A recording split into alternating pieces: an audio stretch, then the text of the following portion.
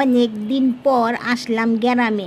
এখন গ্রামে আইসা এই গরমের মধ্যে একটু নদীতে ঝাপুস ঝুপুস করে গোসল করে নেই।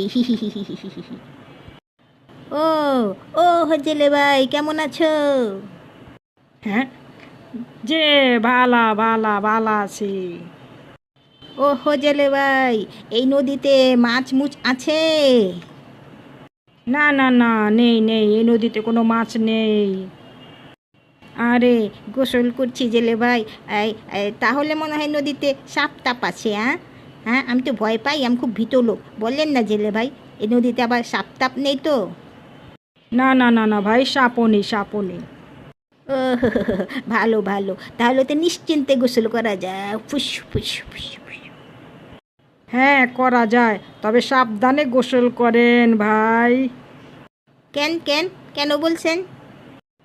কুমির আছে ভাই, কুমির। আরে, এই কুমিরই তো মাছ সাপ সব খেয়ে শেষ করে ফেলেছে। ওরে বাবা রে, আগে বলবেন তো। পালা পালা পালা।